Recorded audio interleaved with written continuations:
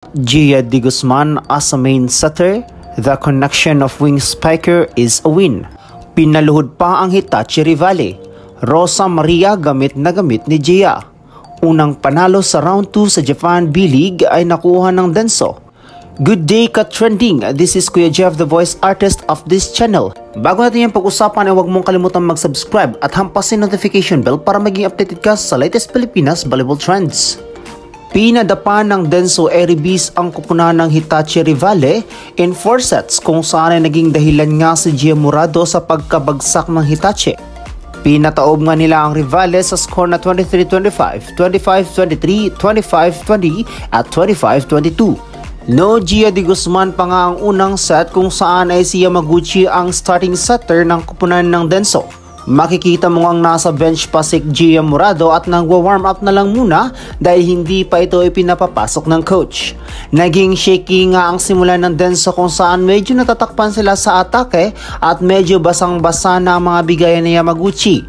Tinangka pa ngang habulin ng Eribis ang Hitachi ngunit hindi na ito pinahintulutan pa ng Rivale at kinuha nito via service ace ang unang set 23-25. Sa ikalawang set naman ay maganda na nga ang ipinakita ng laro ng Denso kung saan ay nakukuha na nila ang laro ng Hitachi at naunahan pa nga nila ito sa scoring. Pinangunahan nga ni Rosa Maria ang scoring ng kupunan dahil siya lang naman ang pinaka-effective dito sa Denso Eribis. Although maganda rin naman ang pinakitang laro ni Minami ay nasa kay Rosa Maria pa rin ang malaking porsyento para sa koponan. Tumaas pa nga lalo ang lamang ng Denso with 6 points, 15-9. Ngunit nagbago nga ang laro ng pinangunahan ni Osanay ang atake ng Hitachi. Halos lahat ng drop balls nito ay siyang naging dahilan sa kanilang mga puntos. Dinahandahan nga nila dito ang Denso at nakuha nila ang kalamangan. Ngunit hindi pa dito nagtatapos ang laro ng Eribis kung saan ay pinasok na si Gia Murado at nagbigay kaagad ng malaking impact para sa koponan. Gumawa nga ito ng on-time service ace at good ball distribution na naging dahilan upang maagaw nila ay kalawang set 25-23. Starter na nga si Gia Murado dito sa ikatlong set at siya na nga ang naging pasakit sa kalaban. Napakagandang ball distribution nga ang ginawa nito at pinakita pa nito ang kanyang classic 1-2 play na ikinadepress ng kalaban. Wala na nga magawa dito ang import ng Hitachi dahil mas uminit na nga si Rosa Maria dahil gamit na ito ng husto ni Gia Murado.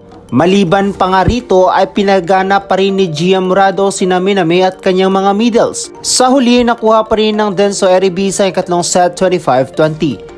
Sa ikaapat nga na set ay muling naging matindi ang palitan ng atake ng imports kung saan ay halos palitan ng puntos mapa-backrow attack man ito o harapan ay gumagawa ito ng puntos. Naging dikitan nga lang laban dito ngunit dahil mas naging compose ang Eribis at magagandang ball distribution ni Gia ay nakuha ng Denso ang unang panalo nito sa second round ng Japan V-League. Ito ay dahil sa pangunguna ng Pinay import na si Gia Murado. Tinapos ng Denso ang laban sa score na 25-23. Muling pinakita ni Gia Murado kung gaano kalakas ang impact nito lalo na pagdikita ng laban. Magaling sa decision making ang ipinamalas ni Gia Murado.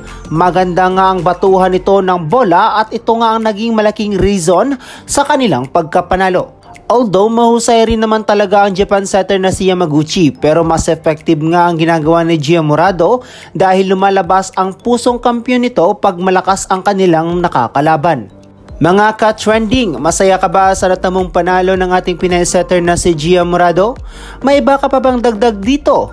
I-comment mo na yan. So that's it for today's video ka-trending. Don't forget to subscribe at hampasin notification bell para updated ka sa latest ganap ng volleyball sa Pinas. Thanks for watching. Bye for now!